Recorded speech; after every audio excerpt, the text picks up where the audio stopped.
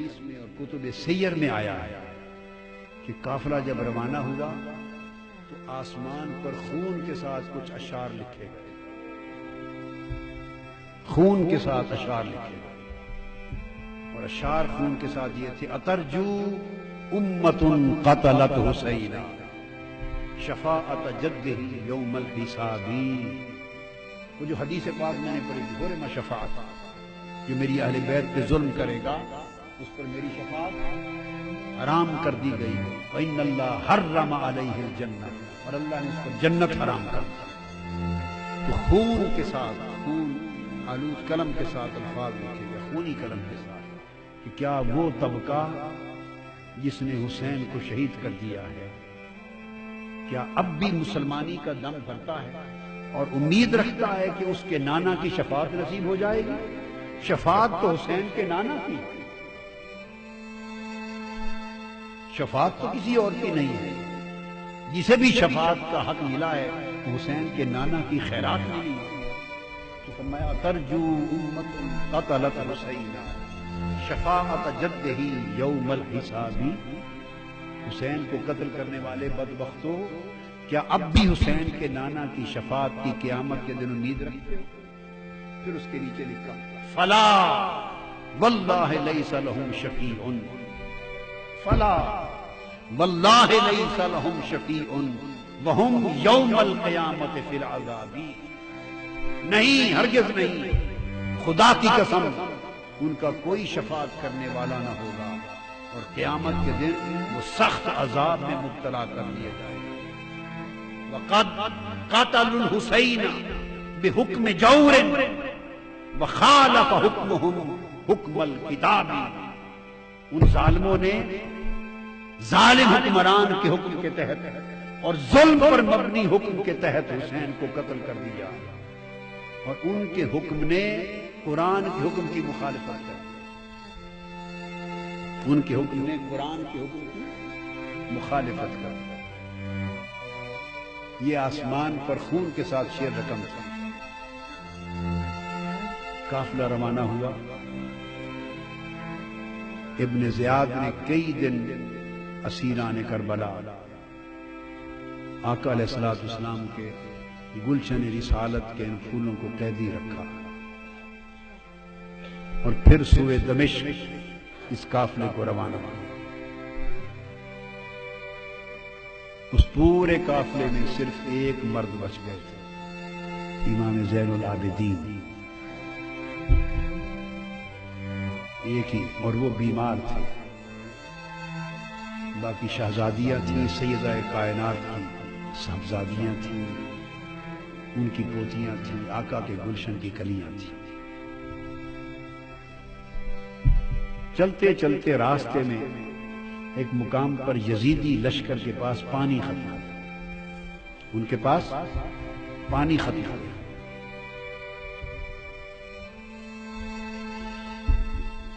انہوں نے قافلہ روک دیا اور کہا کہ پانی لے لیں۔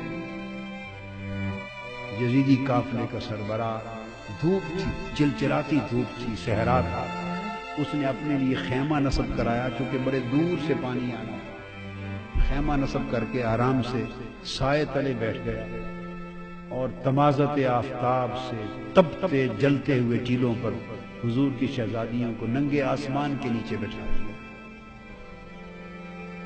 پورا قافلہ اسی حال میں، ان کے پانی کے انتظار میں یہ چلچلاتی دھوپ میں تپتا رہا۔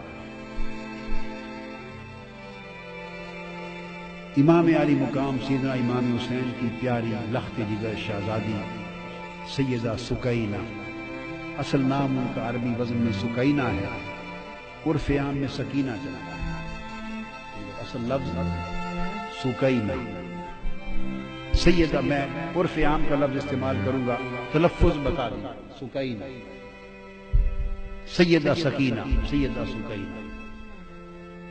دھوپ میں چھوٹی معصوم شہزادی دیکھا کہ صحرا میں چھوٹا سا ایک درخت ہے، ٹیلا ہے، چھوٹا سا ٹیلے کے ساتھ جھاڑی ہے، اس کا تھوڑا سا سایہ ہے، چلچلاتی دھوپ ہے۔ سیدہ سکینہ اس دھوپ کے اندر اس سائے دار چھوٹی سی جھاڑی میں جا کے مٹی کا سرہانہ بنا کے لیٹ گئی۔ ریتلے سرہانے پہ لیٹ گئے. سیدہ سکینہ کی آنکھ لگ گئی. آڑ تھی اس درخت کی جھاڑی کی. پانی آیا، یزیدیوں نے آواز دے دی، قافلہ چل پڑا.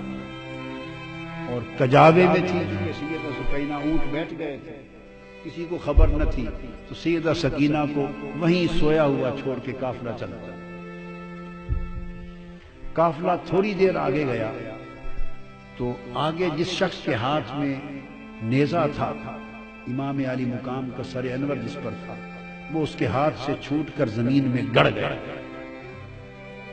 انہوں نے کوشش کی کہ اس نیزے کو اکھاڑ کے آگے چلے، پر نیزہ ایسا جمع کہ اس کی پوری طاقت کے باوجود امام حسین کے سر انور آگے نہیں چلا. اس نے اور لوگوں کو بلایا، اوروں کو بلایا، بڑی کوشش کی، مگر امام حسین کے سر انور جس نیزے پر تھا وہ نیزہ آگے نہیں چلا. گڑا ہوا نیزہ ہلا نہیں. وہ پریشان ہو گئے. وہ سیدنا امام زین العابدین کے پاس گئے. یہ تو انہیں معلوم تھا کہ کیا ماجرا ہے، آپ کے بابا آگے نہیں چل رہے، ان کا سر انور آگے نہیں چلتا. ان کی آنکھیں آپ دیدہ ہو گئی. وہ اپنی ہمشیرہ، اپنی پھوپھی سیدہ زینب کے پاس آئے. عرض کیا، پھوپھی جان، آپ ذرا اونٹوں کے کجاووں میں شہزادوں اور شہزادیوں کو گن لیں. لگتا ہے بابا جان کا کوئی شہزادہ یا شہزادی رہ گئی ہے، سر انور آگے نہیں چلتا، نیزہ گڑ گیا ہے. سیدہ زینب نے ایک ایک کا نام لے کر پوچھا، تسلی کی کہ سارے شہزادے شہزادیاں کجاووں میں تو ہیں. جب سیدہ سکینہ کا نام لیا تو جواب نہیں آیا. بار بار سکینہ سکینہ سکینہ کہا تو جواب نہیں آیا. جب جواب نہیں آیا تو وہ تڑپ اٹھی، اپنے کجاوے سے نیچے آ گئی اور کہنے لگی کہ حسین کی سکینہ رہ گئی ہے کہیں. شاید جہاں کجاوے قافلہ رکا تھا، اب رات کا وقت ہو گیا تھا. رات کے اندھیرے میں دوڑتی دوڑتی، شام کا وقت تھا، اندھیرا تھا، سایہ تھا، دوڑتی پیچھے پہنچی. اور آگے جو پہنچی تو اندھیرے میں دیکھا کہ کوئی نقاب پوش خاتون ہے اور سیدہ سکینہ کو گود میں لے کے بیٹھی ہے اور ان کو چومتی ہیں. اور سیدہ سکینہ اس نقاب پوش عورت کی گود میں میٹھی میٹھی زبان میں کربلا کی کہانی سنا رہی ہے. جیسے بچے کہانی سنتے ہیں اور سناتے ہیں، وہ واقعات سنا رہی ہیں کہ ہمارے ساتھ ایسا ہوا، پھر یہ ہوا، پھر بابا کے ساتھ یہ ہوا، پھر بھائی کے ساتھ یہ ہوا. وہ کربلا کی کہانی سنا رہی ہیں اور وہ نقاب پوش خاتون سنتی بھی ہیں، چومتی بھی ہیں، روتی بھی ہیں.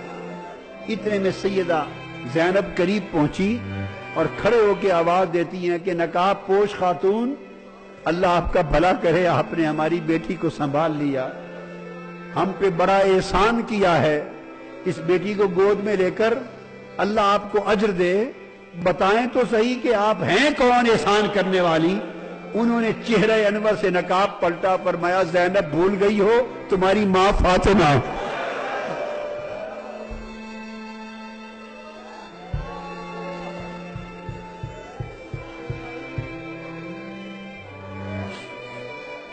فاطمہ حسین کی لخت جگر، حسین کے سینے پہ سونے والی سکینہ تنہا رہ گئی تھی. قافلہ چل پڑا تھا تو میں اس کو تنہا رہ کر قبر میں نہیں رہ سکی. میں نے چاہا کہ میں جا کے سکینہ کو سنبھال لوں. یہ روح تھی، مجسم تھی. کیا تھی؟ سیدہ کائنات کی روح اقدس مجسم تھی، متمثل تھی روح اقدس. تنہائی میں سکینہ کو سنبھالا دیا، ان کو ساتھ لیا. وہ تو چونکہ روحانی طور پہ ایک آمد تھی، رخصت ہو گئیں، نگاہ سے اوجھل ہو گئیں. سیدہ سکینہ کو لے کے، سیدہ سکینہ کو لے کے کجاوے میں رکھا، چل پڑی. اور اس طرح وہ حلب کے راستے سے ہوتے ہوئے، پھر حمص سے اور حما کے راستے سے ہوتے ہوئے جس شہر سے گزرتے تھے، بدبختوں نے وہاں استقبال کی تیاریاں کر رکھی تھی. شادیانے بجتے تھے، وہاں باجے بجتے تھے، شہر سجائے گئے تھے اور یزید کی فتح کے جشن منائے جا رہے تھے، اور فتح یزید کی جشن کے سماں میں حضور کی شہزادیوں کو قیدی بنا کر قافلہ گزرتا تھا۔ ان کے سر انور نیچے تھے، سر قافلوں پر تھے، نیزوں پر، اور اس طرح ایسے ماحول سے گزرتے دمشق میں آپ پہنچے۔ دمشق میں پہنچے تو پورا سارا شہر دمشق یزید کی فتح کا حکم تھا تو جشن میں مصروف تھا، اور بہت سوں کو یہ پتہ نہیں تھا کہ یہ جو قیدی بن کے آئے ہیں یہ ہیں کون، جو سر نیزوں پر سوار ہیں عوام کو نہیں پتا تھا۔ ان کو یہ بتایا گیا تھا کہ یزید کی حکومت کے خلاف کچھ باغی تھے، انہوں نے بغاوت کر دی تھی تو باغیوں کو کچل دیا گیا ہے، بغاوت ختم کر دی گئی ہے، تو باغیوں کے سر ہیں اور ان کے خاندان وہ لونڈیاں کنیزیں بنا کے لائی جا رہی ہیں۔ لوگوں کا خیال تھا کہ باغی ہیں جو مارے گئے، کسی کو خبر نہ تھی کہ باغی نہیں، ساری کائنات کے مالک ہیں، اس امت کو دین اور ایمان عطا کرنے والے ہیں، اور قیامت کے دن گنہگاروں کی شفاعت کرنے والے مالک ہیں دنیا اور عقبا کے۔ عوام کو خبر نہ تھی، بھیڑ تھی ایک بازار میں، بھیڑ تھی، قافلہ آ کے ایک بازار کے چوک میں رک گیا، پریشان حال تھی۔ چھتوں پر خواتین دمشق کی چھتوں پر بیٹھی تھی، دیکھتی تھی، تکتی تھی۔ ایک خاتون کے گھر کے قریب جب چوک میں قافلہ رکا، ساری خواتین چھتوں پر تک رہی تھی منظر، کسی کو خبر نہ تھی کہ کون ہے۔ ایک خاتون چھت پر سے آواز دیتی ہے کہ قیدی آئی ہیں، قیدی ہیں۔ انہوں نے اپنے خادموں کو، نوکروں کو بھیجا کہ جا کے پوچھو ان قیدیوں سے کہ کسی چیز کی ضرورت ہے۔ انہوں نے آ کے پوچھا ارد گرد سے، کسی نے کہا پانی پلا دیں، تو اس نے پانی بھیجا، پھر پانی کے ساتھ کھجوریں بھیجی، جو کچھ گھر میں میسر تھا، خدمت تواضع کرتی گئی، چادریں بھیج دی، کپڑے صاحبان کے تام لیں، چادریں بھیج دی، پانی بھیج دیا، جس اس کے گھر میں جو کچھ میسر تھا بھیجتی گئی، دیکھتی گئی۔ سیدہ زینب رضی اللہ تعالی عنہا شہزادیوں کو، شہزادوں کو جس جس کی ضرورت تھی وہ ان کو کھلاتی دیتی گئیں۔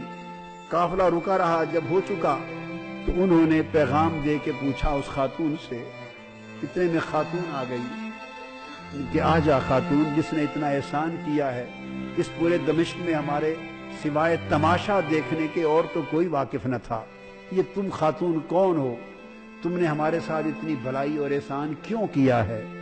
اس نے کہا میں تو آپ کو نہیں جانتی کہ آپ کون ہیں، میں نے ایک زمانہ مدینہ طیبہ میں حضرت سیدہ فاطمہ الزہرا کی نوکری میں گزارا، میری نوجوانی تھی، میں سیدہ فاطمہ الزہرا بنت مصطفیٰ کی نوکرانی تھی، نوجوانی میں ان کی نوکرانی تھی، اور جب میں مدینہ سے رخصت ہونے لگی، پرانی بات ہے، اپنی کہانی سنا رہی ہے سیدہ زینب کو، جب میں رخصت ہونے لگی تو میں نے آپ سے دعائیں لی تھی اور عرض کیا تھا سیدہ کائنات کی کوئی نصیحت کر دیں، مجھے سیدہ کائنات میں فرمایا تھا اچھا جا رہی ہو دمشق میں سلامت رہنا، ایک ہی نصیحت ہے، کبھی قیدی ملے تو ان سے بھلائی کر دینا۔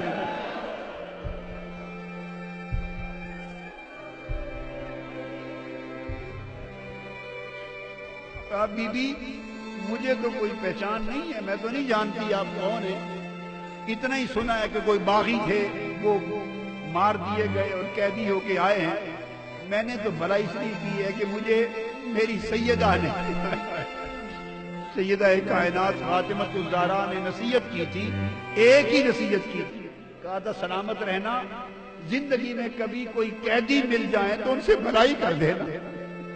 میں تو آج سیدہ فاطمہ الزہرا کی اس وصیت پہ عمل کر رہی ہوں، میں نے دیکھا ہے قیدی ہیں تو میں نے تو قیدیوں سے نیکی کر دی ہے، بھلائی کر دی۔